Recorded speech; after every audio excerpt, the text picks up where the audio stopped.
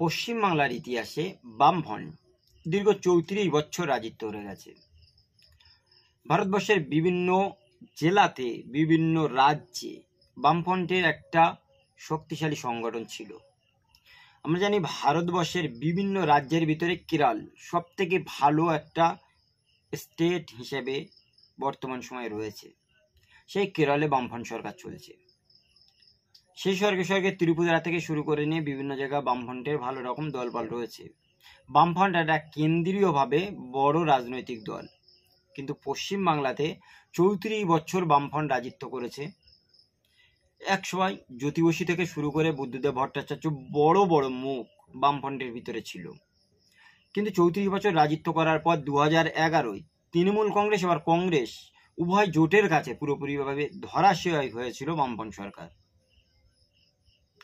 তারপর থেকে আজকের এত বছর কেটে গেছে, দীর্ঘ 15 বছর পরও বামফ্রন্ট এখনো পর্যন্ত ভালো রকম ঘুরে দাঁড়াতে পারেনি। যখন তৃণমূল কংগ্রেস 2011-য় ক্ষমতায় এসেছে, তখন কিন্তু এই তৃণমূল কংগ্রেসের প্রধান বিরোধী দল হিসেবে ছিল বামফ্রন্ট।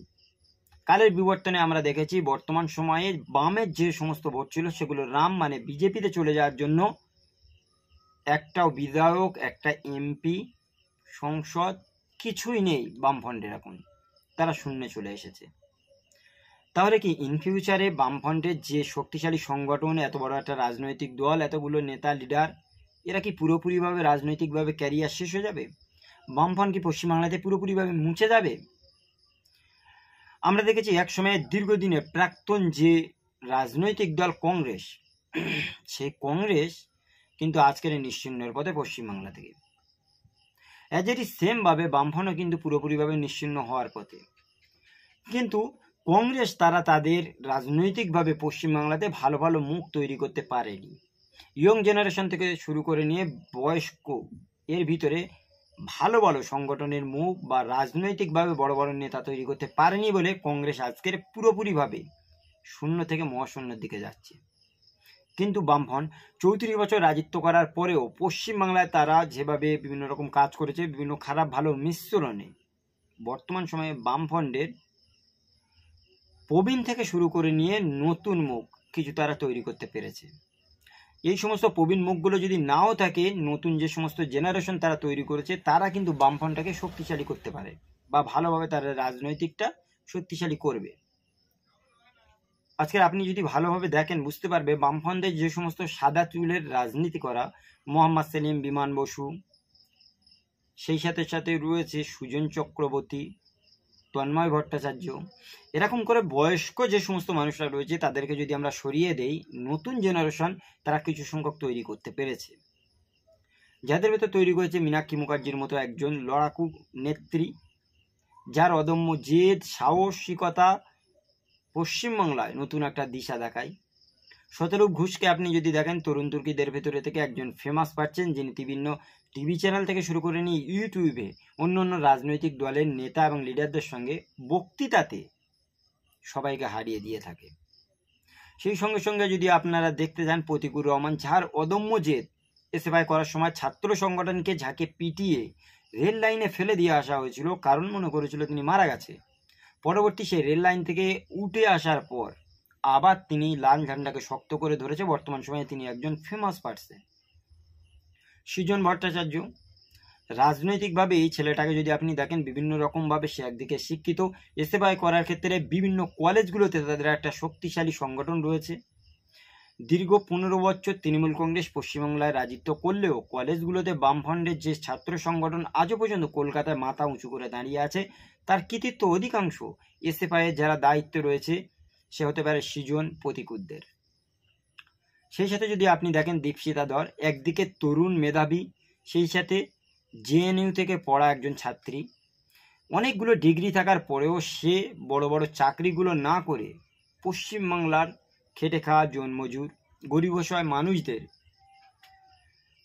ভালো কিছু কাজ করার ক্ষেত্রে বামফ্রন্টে যোগ দিয়েছে। এসএফআই করার ক্ষেত্রে থেকে আস্তে আস্তে সে ডিআইএফআই বা সিপিআইএম বামফ্রন্ট জোটের ভিতরে এসেছে, কারণ তার অদম্য জেদ রয়েছে যে যেভাবেই হোক মানুষদের উপকার করতে হবে। পরবর্তীতে আইনজীবী হিসেবে আপনি যদি দেখেন বিকাশ রঞ্জন ভট্টাচার্যকে, প্রতিদিন প্রতিনিয়ত বিভিন্ন বিরোধী দল থেকে শুরু করে নিয়ে বামফ্রন্টের বিভিন্ন মানুষ, ছোটখাটো ইউটিউবার, বা সেই সঙ্গে সঙ্গে আমরা দেখেছি বর্তমান নতুন রাজনৈতিক দল আইএসএফ এর চেয়ারম্যান বা অন্য অন্য মানুষ যখন আইনি জটিলতায় কোনো রকম প্রবলেম ফেস করে, তাদের হয়ে আইনি লড়াই করে ভালো রকম একটা নাম কিনে রেখেছে বিকাশ রঞ্জন ভট্টাচার্য। সেই সাথে আমরা জানি পশ্চিমবঙ্গের মতো জায়গা যেখানে 100 দিনের কাজ কেন্দ্র সরকার বিভিন্ন দুর্নীতির জন্য বন্ধ করে দিয়েছিল টাকা দেয়া, সেই জায়গায় বামফ্রন্টের ক্ষেত মজুর বা শ্রমিক ইউনিয়ন যখন হাইকোর্টে কেস করেছে, পরবর্তীতে বিকাশ রঞ্জন ভট্টাচার্য তাদের হয়ে আইনি লড়াই করে 100 দিনের কাজকে আবার ফিরিয়ে এনেছে, কেন্দ্র সরকারকে জোর করে সেই টাকা দেওয়ার জন্য বাধ্য করেছে সুপ্রিম কোর্ট থেকে। তাহলে একটা জিনিস বুঝতে হবে, আইনি দিক থেকে বিকাশ রঞ্জন, ফিরদাউস শামীম, তার সাথে সাথে সায়ন ব্যানার্জি যদি দেখেন তরুণ তুর্কি, হালকা বয়সের একটি ছেলে, বিভিন্ন ভাষায় তিনি কথা বলতে পারে, মানুষদের সামনে সবসময় মিলেমিশে রয়েছে। বামফ্রন্টের তরুণ এবং প্রবীণ উভয়ে মিলে যেভাবে রাজনীতিটা করছে, আগামী দিন কিন্তু বামফ্রন্ট মুছে যাবে না। তারা যেভাবে লড়াই করছে মানুষের মনে অবশ্যই থাকবে। আর বামফ্রন্টের বিভিন্ন নেতা, লিডার, কর্মী আজও পর্যন্ত বাংলার বিভিন্ন জায়গায় রয়েছে, যেটা জের আমরা দেখতে পাই বিভিন্ন সময় ব্রিগেড জনসভাগুলোতে কোনো রাজনৈতিক দল ব্রিগেডটাকে পুরো ভরাতে পারে না মানুষ এনে, কিন্তু একমাত্র বামপন্থা বা বামফ্রন্ট দল তারা প্রতিবারে ব্রিগেডে লাল ঝান্ডা থেকে শুরু করে প্রচণ্ড মানুষ এনে ব্রিগেডে জনজোয়ার দেখায়। কিন্তু দিন শেষে গত কয়েক বছর বা কয়েকটা নির্বাচনে এতগুলো মানুষ ব্রিগেডে হাজির করার পরেও ভোট বাক্সে তাদেরকে আনতে পারেনি বামফ্রন্ট।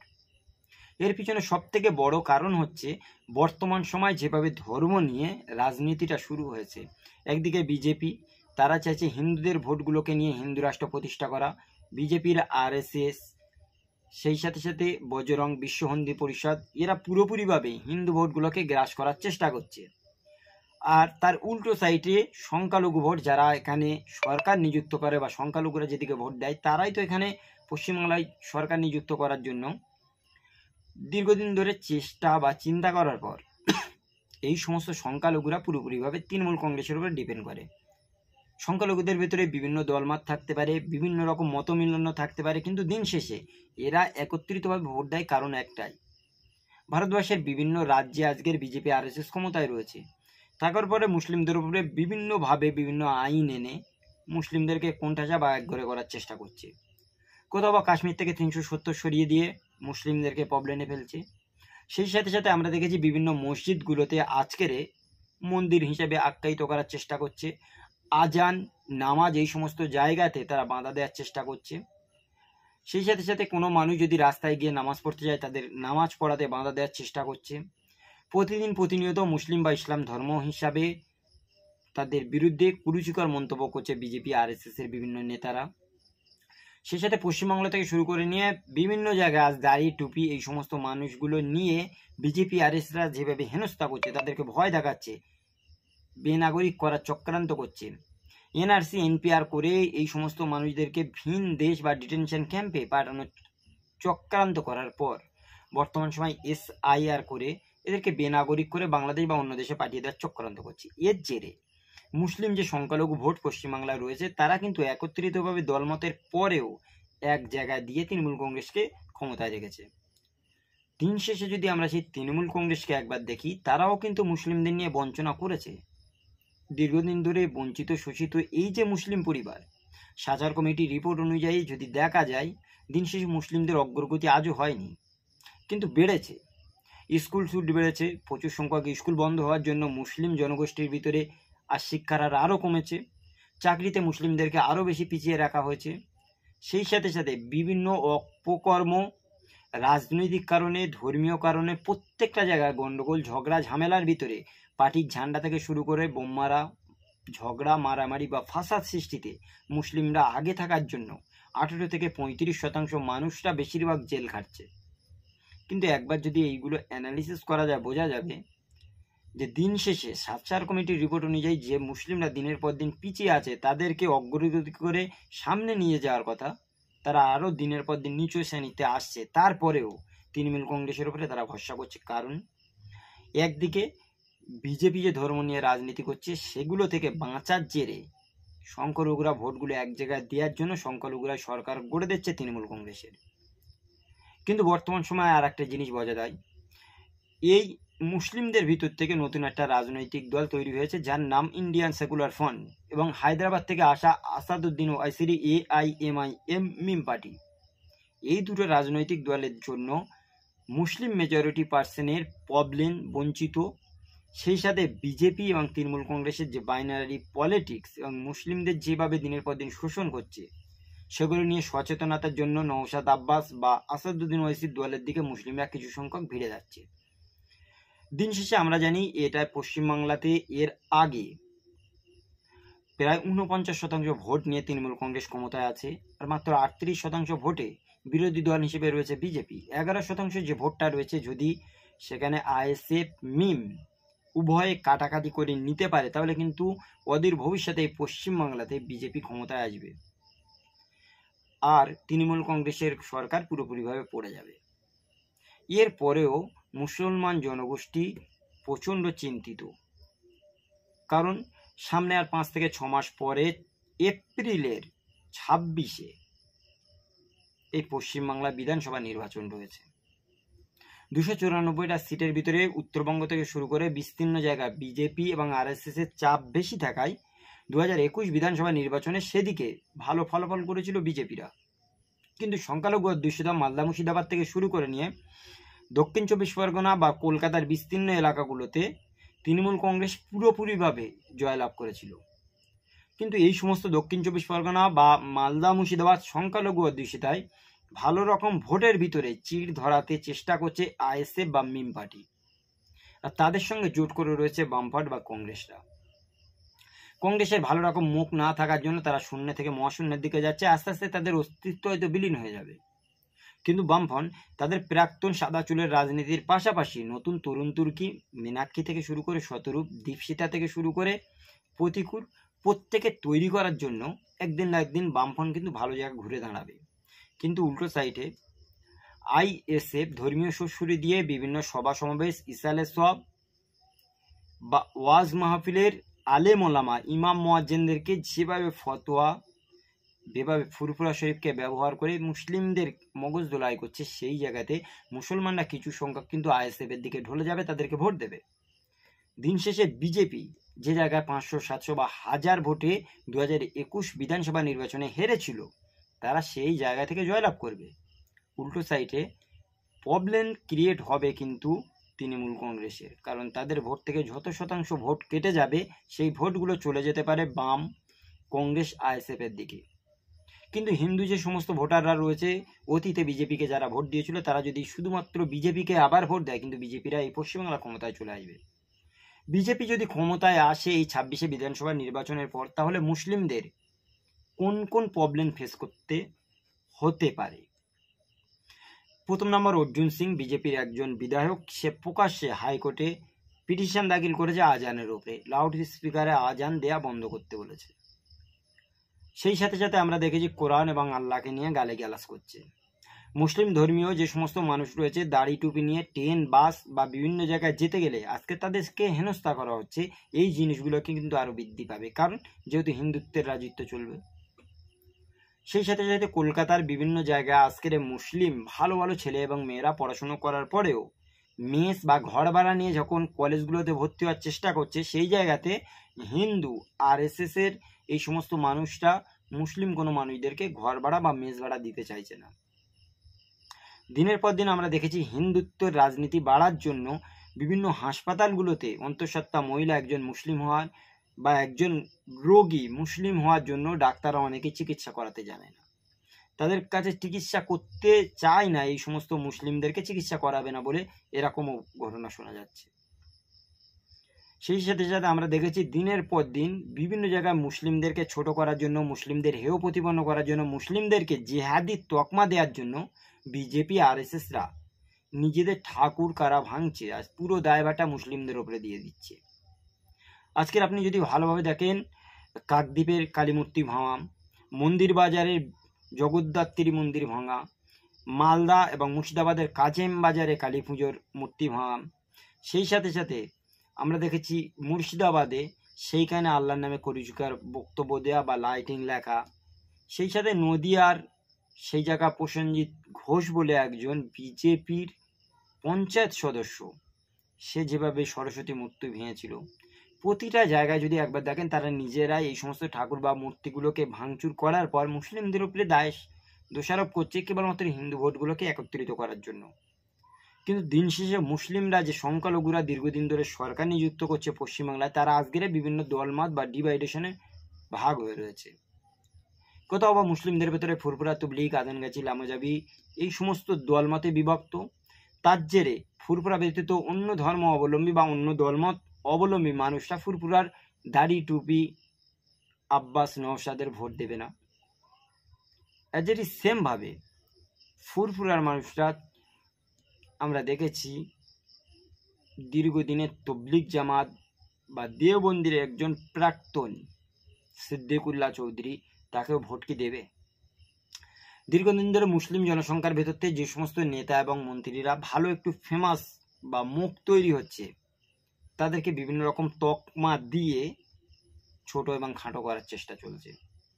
আজকের আপনি দেখুন প্রতিটা জায়গায় যারা চটিচাটা হয়ে রয়েছে মুসলিমদের ভিতরে, তাদের কিছু বলছে না, কিন্তু শেখ শাহজাহান, শওকাত মোল্লা, জাহাঙ্গীর খান ফলতা, হুমায়ুন কবির, মুর্শিদাবাদ, এই সমস্ত ফেমাস পার্সনদেরকে আমরা দেখতে পাচ্ছি দিনের পর দিন কিভাবে কোণঠাসা করা হচ্ছে। তাদের উপরে বিভিন্ন রকম দোষ বা দায়ভার চাপিয়ে কিভাবে কেস দেয়া হচ্ছে, তাদেরকে জেল খাটানো হবে। তাহলে মুসলিম জনগোষ্ঠীর ভেতর থেকে ফেমাস বা ভালো কিছু রাজনৈতিক যারা প্রতিবাদী, সাহসী, এই সমস্ত মানুষরা আসতে পারবে না রাজনীতিতে। সেই সাথে সাথে যদি আপনি দেখেন বিজেপি যদি রাজত্ব করে, ইন ফিউচার শুভেন্দু অধিকারী কিন্তু মুসলিমদের দ্বিতীয় শ্রেণীর নাগরিক করার চক্রান্ত অলরেডি করছে, সেটা আরও বেশি বেশি করবে। আপনি আসামের মতো জায়গাতে দেখুন, এনআরসি করার পরে ডিটেনশন ক্যাম্পে প্রচুর সংখ্যক মুসলিমদের ভরে রেখেছে। সেমভাবে পশ্চিমবাংলাতে এসআইআর করার চক্রান্ত করছে, করে এখান থেকে বিভিন্ন মুসলিম জনগোষ্ঠীদেরকে বাংলাদেশি তকমা দিয়ে তাদেরকে এদেশ থেকে অন্য দেশে পাঠিয়ে দেওয়া হবে। কিন্তু উল্টো সাইডে মতুয়া রাজবংশী, মেদিনীপুরের বিভিন্ন জায়গায় আজকের ঘুষপেটিয়া যারা এসে রয়েছে, বাঙালি হিন্দু বিভিন্ন জায়গায় এসে ঘর বাড়ি গাড়ি দোকান করে যারা বসে রয়েছে, সেই সাথে কলকাতার বিভিন্ন ফ্ল্যাট থেকে ঝুপড়ি বিভিন্ন জায়গায় যদি আজকের আমরা দেখি কিছু সংখ্যক হিন্দু বাঙালিরা এসে বাংলাদেশ থেকে অনুপ্রবেশকারী এসে রয়েছে, তারা যখন 2002-এর ভোটার লিস্টের নাম দেখাতে পারে না, কিন্তু দিন শেষে তাদেরকে কি বলা হচ্ছে যে তোমরা সিএতে অ্যাপ্লাই করো, ইন ফিউচারে তোমরা নাগরিকত্ব পাবে। কিন্তু নির্বাচন কমিশনের কথা এটা নয়, এটা যেহেতু বিজেপির কিছু সংখ্যক নেতা মন্ত্রী তাদের কথা। আজকের শান্তনু ঠাকুরকে যদি আপনি দেখেন, মতুয়াদের একজন ভালো রকম ফেমাস পার্সন হয়। 2019 থেকে শুরু করে 2021 প্রতিটা নির্বাচনে এই মতুয়ারা পুরোপুরি ঢালুয়া কলে বিজেপিকে ভোট দিয়েছিল। কিন্তু আজ সেই মতুয়াদেরকে যদি আপনি ভালোভাবে দেখেন বুঝতে পারবেন তাদেরকে বেনাগরিক করার চক্রান্ত করছে। এর আগে তাদেরকে মতুয়া কার্ড দেওয়া হয়েছিল, সেই মতুয়া কার্ডের কোনো রকম ভ্যালুয়েশন দেয়নি কেন্দ্রীয় সরকার। তারপর আবার তাদের সিএতে অ্যাপ্লাই করতে বলছে, কিন্তু এই সিএতে অ্যাপ্লাই করার পর সত্যি কি তারা নাগরিকত্ব পাবে, সেটা এখন দেখার বিষয়। তাহলে ভাবুন, কোনো জায়গায় যদি বাংলাদেশি বা ভিনদেশি থেকে আসা বিভিন্ন ধর্মের মানুষ থাকে, তাদেরকে এই সমস্ত হিন্দু নেতা লিডার বিজেপির তারা সাপোর্ট করছে, নাগরিকত্ব পাইয়ে দেওয়ার আশ্বাস দিচ্ছে, 800 টাকা করে নিয়ে বিভিন্ন কার্ড করে দিচ্ছে, সিএতে নাম তুলে দিচ্ছে। যদি বা রোহিঙ্গা বা ভিন জায়গা থেকে মুসলিম দুটো একটা আসে, আজকে তাদের কি করা হবে? বা বিভিন্ন জায়গায় আমরা দেখতে পাচ্ছি মুসলমানরা দীর্ঘদিন বসবাস করার পরেও নির্বাচন কমিশন যে লিস্ট দিয়েছে সেই লিস্টে তাদের নাম নেই। বকখালির মতো জায়গায় যদি আমরা দেখি কিছু সংখ্যক মুসলিম দীর্ঘদিন যাদের বাপ দাদা 14 পুরুষরা এই দেশে বসবাস করে, তাদের নাম ভোটার লিস্টে নেই। সেই জন্য তারা কান্নাকাটি করছে যে আমরা কি করব, কোন দেশে যাব, আমরা তো এই দেশের বাসস্থান, আমরা এই দেশে বসবাস করি, আজকের আমাদের এই দেশ থেকে যদি তাড়িয়ে দেওয়া আমরা কোন দেশে যাব, কিভাবে যাব, আমাদের টাকা কোথায়, কি আছে, এরকম একটা সিচুয়েশন ক্রিয়েট করা হচ্ছে।